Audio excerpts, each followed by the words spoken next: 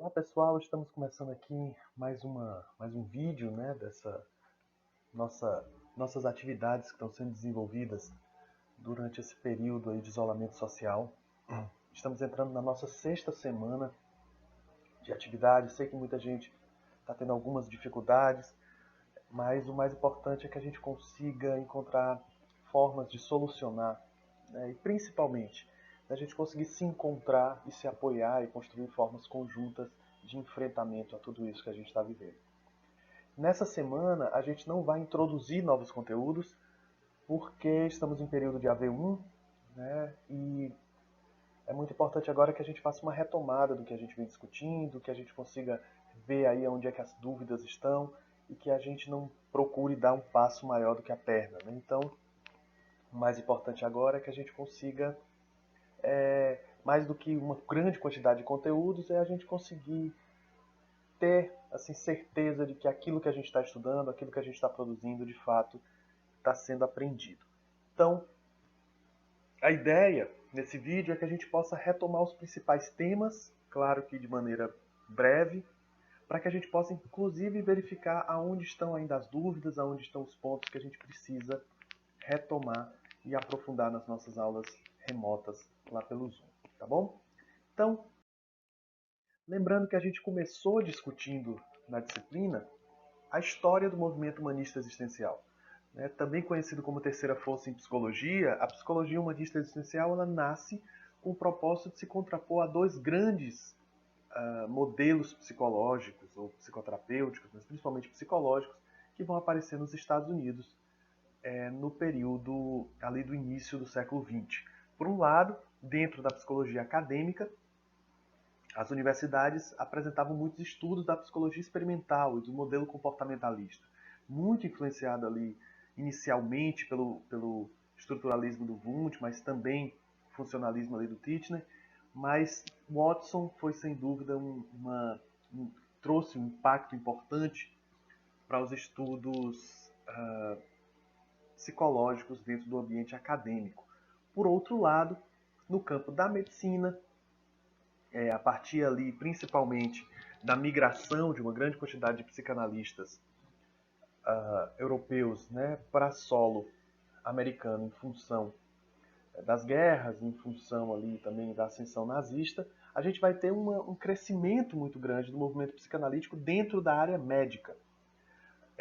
Não a psicanálise tradicional, a psicanálise freudiana, mas principalmente uma reinterpretação da psicanálise, que talvez uma das cabeças desse movimento tenha sido a filha do Freud, a Anna Freud, e que nos Estados Unidos se torna uma prática médica muito forte também.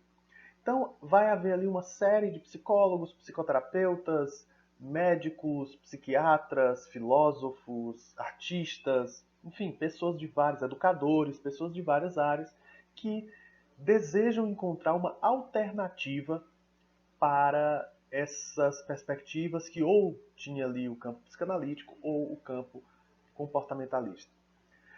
Eles vão beber de muitas perspectivas diferentes, por exemplo, uma influência muito grande de um cara chamado John Dewey, que é um filósofo americano que cria não, na verdade, dá continuidade a uma filosofia muito forte solo americana chamada pragmatismo, mas também essas pessoas desse movimento começam a buscar uma série de referências às filosofias e também perspectivas psicoterapêuticas que estavam acontecendo ali na Europa, né? Principalmente influenciadas pelas correntes fenomenológicas e existencialistas dentro do campo da filosofia europeia. A gente pode contar aí com uma série de dissidentes também do movimento freudiano, que se utilizaram das filosofias fenomenológicas existenciais para repensar as suas práticas e criar novas abordagens, isso lá na Europa. Historicamente, né, vocês vão encontrar autores que vão chamar essas práticas europeias de psicoterapias fenomenológicas existenciais.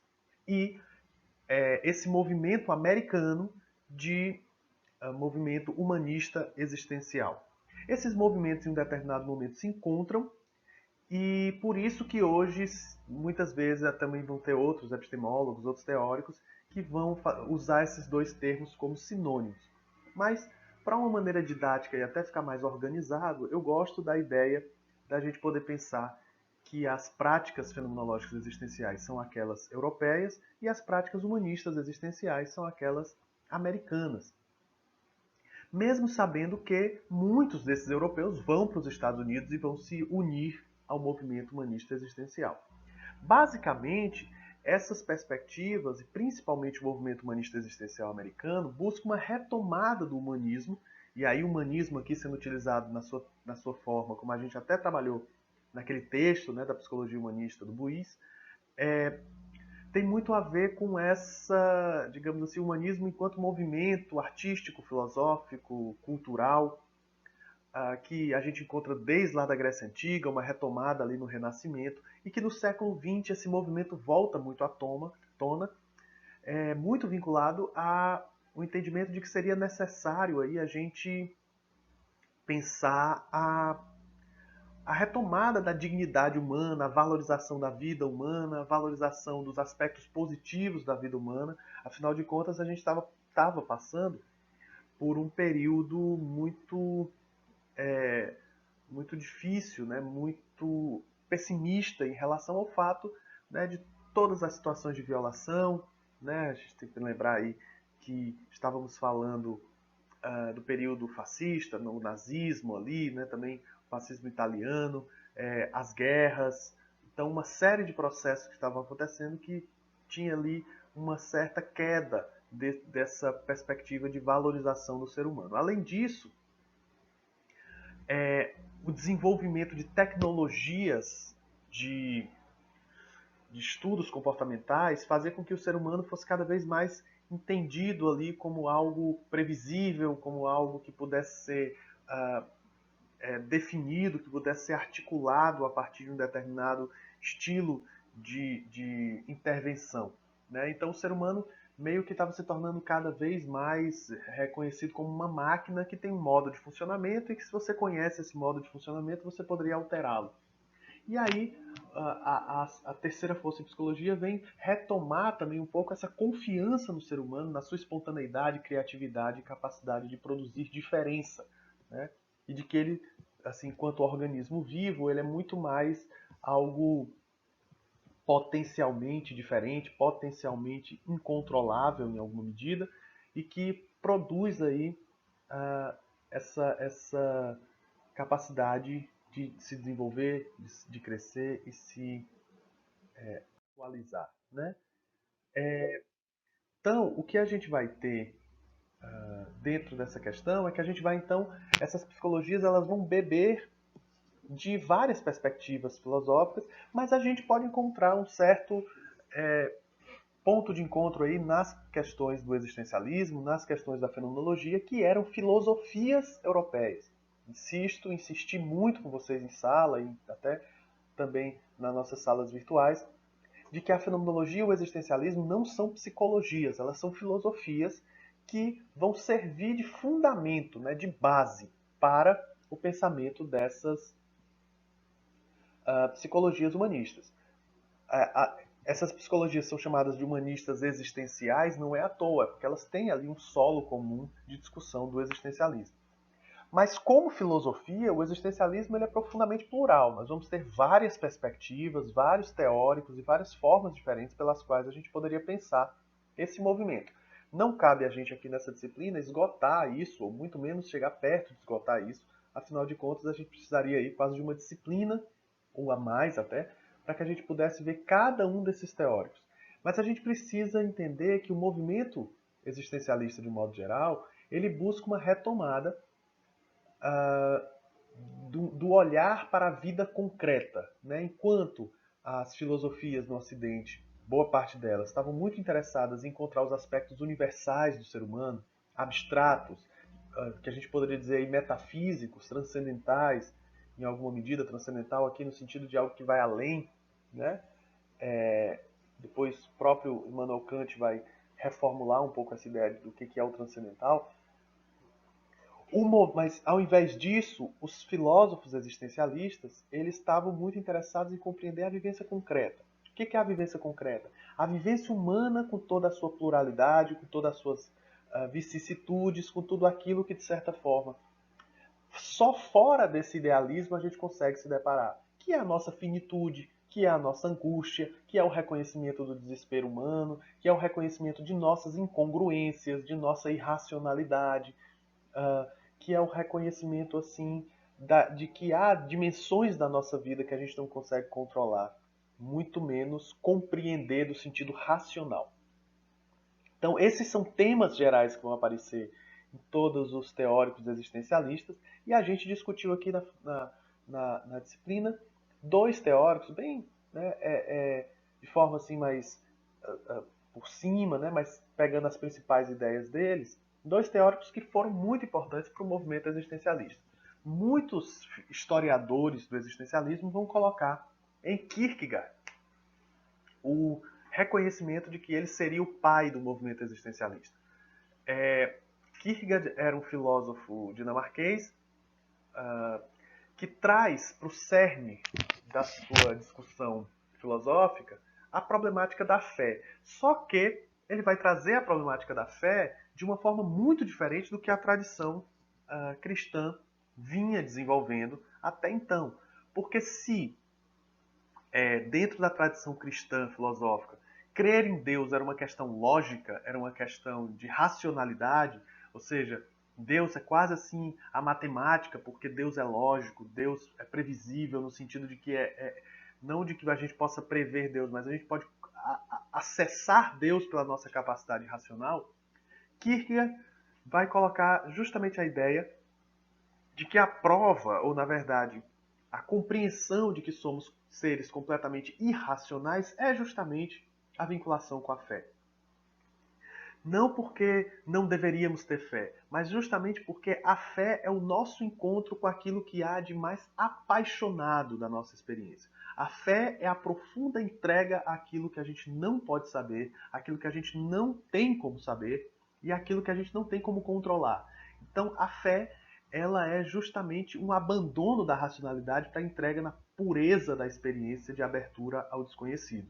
E aí ele coloca Abraão como talvez uma das figuras mais importantes enquanto pai da fé, porque é aquele que realmente se entrega ao que ele não pode ter certeza, ao que ele não pode saber em relação a ele mesmo. Nesse sentido, Kierkegaard retoma temas que são próprios do movimento existencialista, quer dizer, cria temas que são próprios do movimento existencialista, de poder olhar para a nossa angústia, para o nosso desespero, para a gente poder olhar para os paradoxos da nossa experiência, justamente porque somos seres completamente imprevisíveis, né? E quanto mais a gente tenta controlar as coisas, quanto mais a gente tenta saber as coisas, quanto mais certeza a gente tenta ter, mais essas coisas vão se esvaindo, né? Tal como se você pegasse ali pegasse areia, né? Sei lá, uma mão de areia com a mão aberta, ela vai escorrendo pelas mãos. É isso que acontece com as nossas certezas quando a gente olha para a nossa experiência concreta. Porque a vivência humana é paradoxal, ela é, digamos assim, sempre esse tensionamento entre, por exemplo, as nossas determinações culturais e nossa liberdade, entre a nossa racionalidade e o nosso campo afetivo das paixões, e por aí vai. Um outro autor muito importante que a gente vai encontrar dentro desse movimento, né, vai ser justamente Friedrich Nietzsche, que tem uma obra vastíssima, bem complexa e muito importante para a gente poder entender o século XX. Mas uma das principais problemáticas que a gente discutiu na disciplina é o ataque, né, e aqui usar uma referência do próprio Nietzsche, a marteladas que ele vai fazer, por exemplo, na problemática da moral. Isso vai ser fundamental para teóricos como Foucault, Georges Bataille, Deleuze, tantos outros filósofos contemporâneos. Mas o que o Nietzsche vai fazer é uma denúncia muito importante de como os instrumentos da moral, o instrumento da verdade, ou seja, ciência e a lei, elas são, na verdade, instrumentos de tentativa de dominação social. Então, a moral, mais do que uma referência ao que essencialmente é verdadeiro, que essencialmente é o certo, a moral é um instrumento de controle social, é um instrumento de controle daqueles que têm poder. Então, aqueles que têm poder vão sempre criar artifícios morais para conseguir controlar os que não têm poder. E aí o que nós vamos ter na história do Ocidente, principalmente a partir da cultura judaico-cristã, é uma história de dominação, é uma história de criação de mecanismos, por exemplo, como a culpa, para dominar essa nossa potência. Né? Então, é como se a história do Ocidente fosse uma história de dominação e de domesticação de nossa corporeidade, de nossa potência, de nossos instintos, de nossa agressividade, de nossa, enfim, tudo aquilo que de certa forma nós temos de mais animal, de mais potente, mais transformador. A história do Ocidente é uma história que toda essa cultura judaico-cristã dominada por aqueles que têm poder, ela vai se utilizar desses mecanismos para reduzir, para controlar ou para inibir tudo que a gente tem de potencialidade. E aí então o que nós temos são pessoas apáticas, pessoas que não afirmam a própria vida ou que têm medo de viver. Né? E aí isso vai ser fundamental para a gente poder pensar uma série de mecanismos de poder que vão se estabelecer durante os séculos, principalmente as análises que vão ser produzidas no século XX.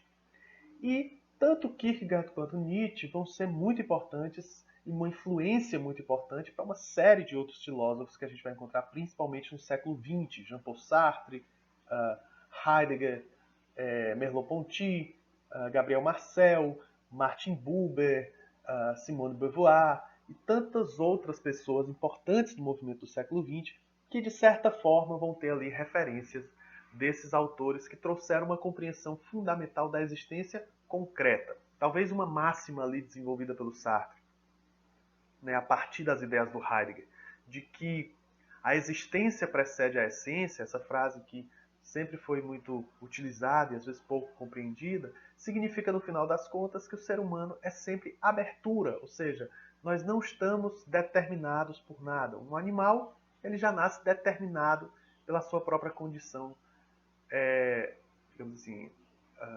animalesca. Né? O ser humano, ele nasce completamente aberto. Nós somos pura abertura, pura indefinição, pura construção. Né? E aí a ideia de vir a ser, ou a ideia de que a gente está sempre se transformando, ou mais, todas as vezes que a gente tenta aprisionar quem somos, isso também sempre escapa, porque a gente sempre é um potencial muito mais aberto e muito mais potente do que a gente consegue, inclusive, imaginar.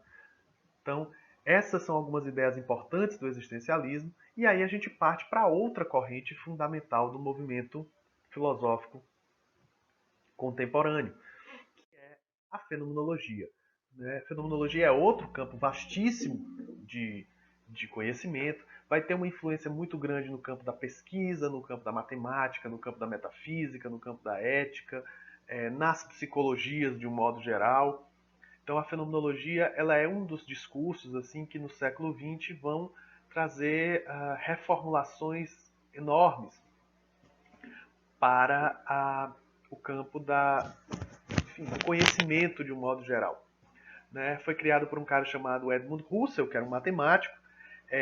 Toda a questão dele era vinculada à problemática do conhecimento, de como podemos conhecer alguma coisa, como podemos saber sobre alguma coisa. E para Husserl era necessário fazer uma coisa que era uma retomada a o que ele chama assim de um retorno às coisas mesmas, ou seja, uma retomada ao fenômeno. Na filosofia e na ciência de um modo geral, por isso até que o Husserl vai criticar ali o positivismo, se tem a ideia de que há uma realidade e essa realidade ela é contornada por uma capa, né, de fantasias, de erros, de concepções equivocadas sobre o que essa experiência é, e que o cientista é aquele que consegue não se deixar enganar por aquilo que aparece. Né? Husserl inverte isso e ele quer justamente saber como é isso que aparece. Fenômeno sempre ficou com essa ideia de que o fenômeno é aquilo que não é aquilo que está assim esconde alguma coisa, né? E Husserl vai na contramão disso, entendendo que aquilo que aparece é aquilo que pode produzir conhecimento.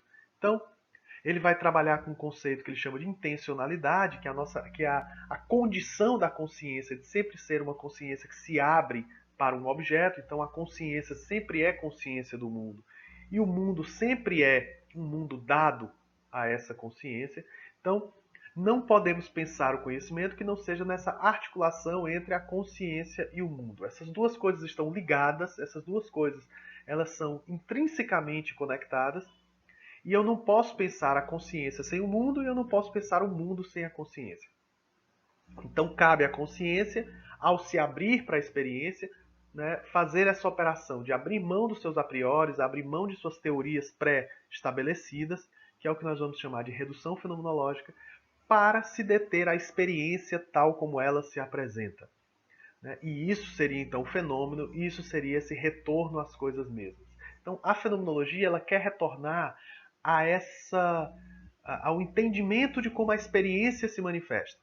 Né? A experiência tal como ela surge, ao invés de ficar apegado a teorias pré-estabelecidas, ao invés de ficar apegado a compreensões já dadas de outras áreas do conhecimento, ela quer uma descrição da experiência tal como ela se apresenta.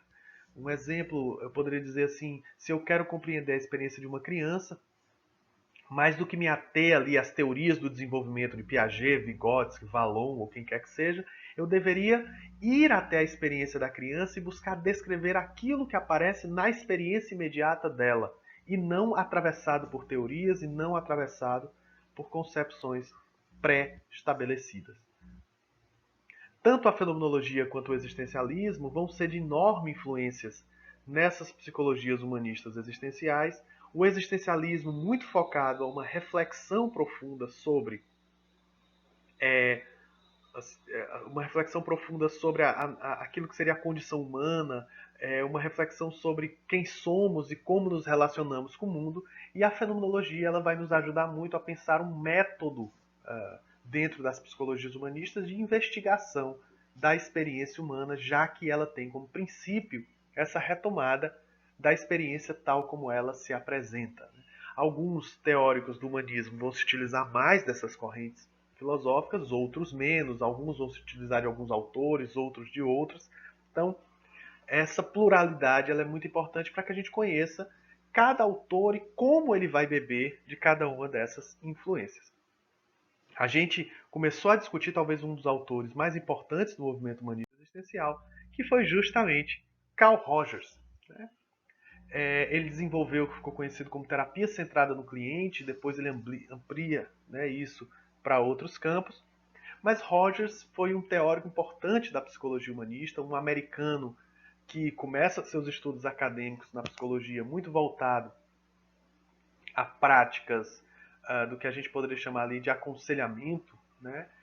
E o Rogers, a partir da própria experiência empírica dele, ele começa a reformular uma série de ideias, ele começa a reconstruir uma série de questões vinculadas à prática dele, e por isso ele chega à conclusão que o que há de mais potente, de mais interessante, que poderia gerar mais crescimento no cliente, é uma prática que ele chamou de não diretiva. Ao invés de direcionar o cliente, ensinar o cliente um jeito certo de viver, uma série de procedimentos da boa vida, ou querer ser um exemplo para o cliente, ele deveria, na verdade, criar as condições para que o cliente voltasse a olhar para si, para que o cliente voltasse a confiar na sua própria experiência e, com isso, poder tomar suas próprias decisões e desenvolver seus próprios caminhos na sua vida. Esse princípio, que mais à frente na disciplina a gente vai poder aprofundar um pouco mais, vai ser ampliado para vários outros âmbitos das relações humanas, e Rogers vai discutir educação, vai discutir relações profissionais, vai discutir tantos outros campos fundamentais de tudo aquilo que diz respeito a esse lugar da relação com o outro.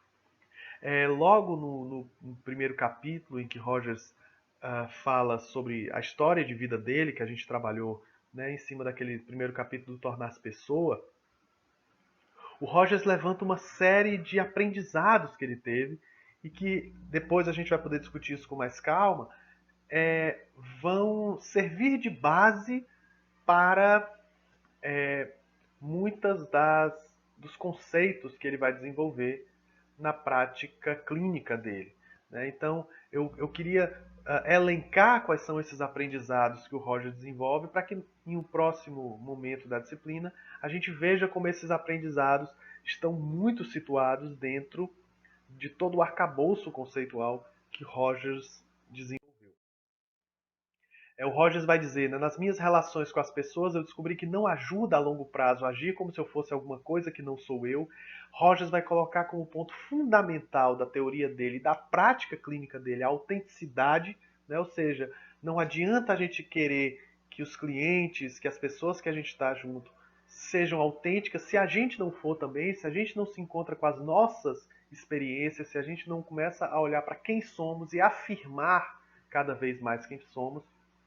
Ah, e aí, o segundo ponto tem muito a ver com esse, né? Descobrir que sou mais eficaz quando posso ouvir a mim mesmo, mesmo aceitando-me, e posso ser eu mesmo. Então, esse processo de aceitar a própria experiência, aceitar quem se é, aceitar a tua forma de funcionamento, ela é fundamental, inclusive como condição para poder ajudar os outros. Terceiro ponto, atribuo um enorme valor ao fato de poder me permitir compreender uma outra pessoa.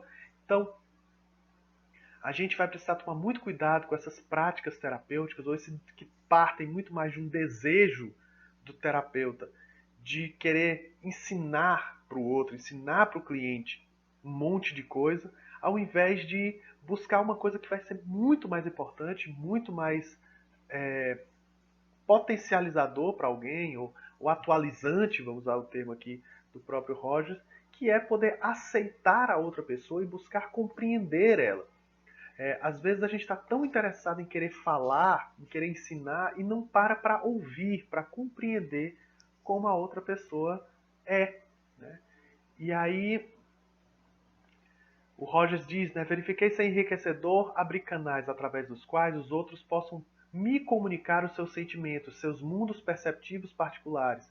Então, toda a ideia do processo terapêutico do Rogers tem a ver com isso, aprender a compreender a outra pessoa e conseguir abrir espaço para que essa pessoa possa falar de quem ela é, de seu mundo, como ela percebe, de seus sentimentos, daquilo que acontece com ela na sua experiência.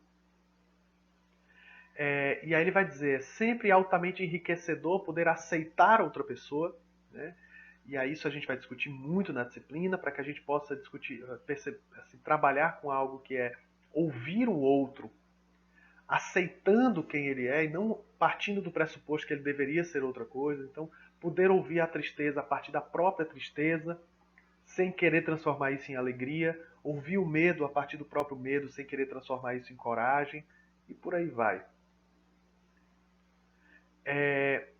Ele vai dizer, quanto mais aberto estou à realidade em mim e nos outros, menos me vejo procurando a todo custo remediar as coisas, né? Então, quando a gente começa a se abrir para a experiência tal como ela se apresenta, para compreender o outro tal como ele é e não como ele deveria ser, a gente fica menos interessado em querer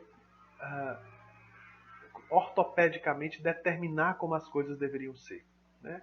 Então, ao invés de eu ouvir o meu cliente querendo mudá-lo, eu posso ouvi-lo aceitando quem ele é, para que com isso ele possa se aceitar também cada vez mais. Uma outra coisa que Rogers vai dizer, né? Posso confiar na minha própria experiência. Toda a nossa tradição, como eu vinha dizendo lá na fenomenologia, toda a nossa tradição filosófica e científica parte do pressuposto de que nós não somos confiáveis, e aí por isso que a gente discutiu Nietzsche. Todo o nosso jogo moral é um jogo que faz com que a gente não possa ter confiança em nós mesmos, que a gente não possa confiar em quem somos, confiar naquilo que a gente experimenta. É como se o outro sempre soubesse mais de nossa experiência do que nós mesmos. Então, tanto para o terapeuta quanto para o cliente, é fundamental poder confiar na própria intuição, na própria experiência e retomar um encontro consigo mesmo dentro desse aspecto. Que aí tem a ver com esse outro ponto, a avaliação dos outros não me serve de guia, e aí por isso a experiência é para mim a suprema autoridade, né? Assim, sempre partir da experiência, não partir do que a teoria diz, o que os outros dizem, mas partir do que está acontecendo aqui e agora, na tua experiência, no que você está sentindo, no que está sendo construído ali, por exemplo, no processo terapêutico, junto ao teu cliente. Gosto de descobrir ordem na experiência, então partir da experiência para dela poder começar a pensar algo e não o contrário. Né? Uma coisa que o Roger sempre dizia, os fatos são sempre amigos. Né? Então, confiar naquilo que a gente clinicamente encontra, naquilo que a gente na pesquisa encontra e poder trabalhar com isso, né? E aí ele vai dizer aquilo que é mais pessoal é o que há de mais geral. Quando a gente for falar da experiência clínica, isso vai ser muito importante, né? Assim, a gente vai conseguir muito poder acessar empaticamente o outro, porque a gente se abre também para ouvir a nós mesmos, né? Então, tem uma frase de um livro do Erasmo de Roterdã chamado Elogio à Loucura, né? Que eu acho muito importante, porque vai dizer assim, nada que é humano me é estranho, ou seja, a gente é sempre possível acessar a experiência do outro, porque a experiência humana ela é empaticamente acessível, né? Um ponto que Rogers vai discutir bastante na obra dele, né, de que a experiência mostrou que as pessoas têm fundamentalmente uma orientação positiva. Positivo não quer dizer que nós somos naturalmente bons ou naturalmente assim amorosos, mas que a gente tende ao crescimento, à atualização, à nossa capacidade de se desenvolver e que esse desenvolvimento muitas vezes é tolhido pelo excesso da moral, pelo excesso de julgamento, pelo excesso de determinação de uma sociedade do controle. Né? E por último, a vida no que tem de melhor é um processo que flui, que se altera e que não vai ter absolutamente nada de fixo. Né? Então, digamos assim, um organismo que se atualiza, uma pessoa que se desenvolve, é uma pessoa que reconhece a própria fluidez da sua experiência, que ela não fica presa em identidades, presa em pré-determinações, mas que ela reconhece que a cada momento, cada situação, a gente vai se reconstruindo, fluindo, produzindo novas experiências e, principalmente, cada nova experiência exige da gente formas diferentes de como a gente vai poder lidar. Então, esses são alguns aspectos que a gente discutiu na disciplina até aqui. Uma retomada rápida, assistam os outros vídeos, leiam os textos, que é muito importante para que a gente vá podendo construir todo esse arcabouço teórico que a gente vai tendo. Qualquer dúvida que vocês tenham, a gente tem nossas aulas remotas e a gente vai se encontrando. Um abraço a todo mundo e até a próxima.